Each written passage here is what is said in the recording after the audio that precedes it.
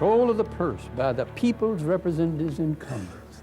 Thank God, by the people's representatives, your representatives in Congress, lies at the very foundation of our freedoms. He never ran a race he didn't win, whether for political office or a leadership post in the Democratic Party. Well, the Constitution does not say that the President shall always have his way in the matter of nominations, nor does it say that the Senate shall act as a rubber stamp. Mr. Byrd. Mr. Byrd, aye. He has cast more votes than any senator in our nation's history and penned the history of the United States Senate, a massive 4-volume set that took 10 years and hundreds of legal pads. Few men have sculptured the laws of our nation to the extent of Robert C. Byrd.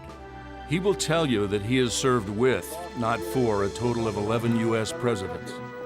And so, Mr. President, according to the Constitution, while the President only can nominate, the Senate cannot nominate, the appointment is shared by the President and by the United States Senate. He has differed with them all, particularly when he believed the chief executive was sidestepping the Constitution or encroaching on legislative powers. No president sends me to the legislature. No president can send me home. We have 3 equal coordinate branches of government in this country: the legislative, the executive, and the judicial.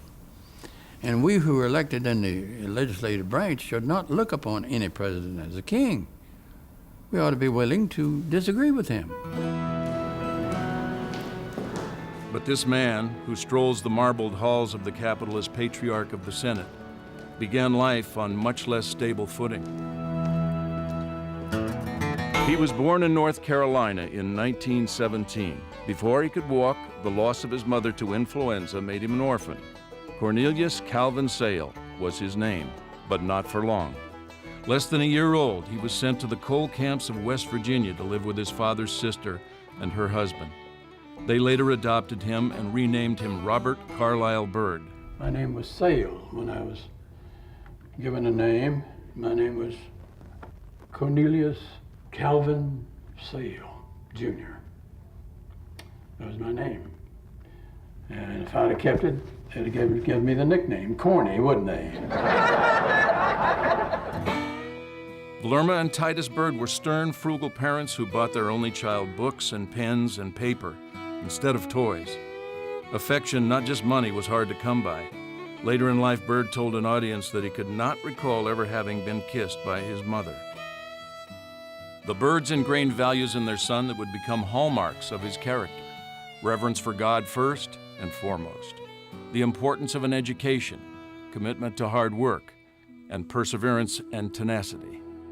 They were not my natural parents, but they were all I ever knew. I didn't know that they were not my father and mother at that time. And they were not educated, but they were wonderful people. They were very religious. They were not of the Christian right or the Christian left. They were just plain, humble, God-fearing, God-loving, God-serving Christians. They didn't make a big hoop-de-doo over it. They simply lived that kind of life.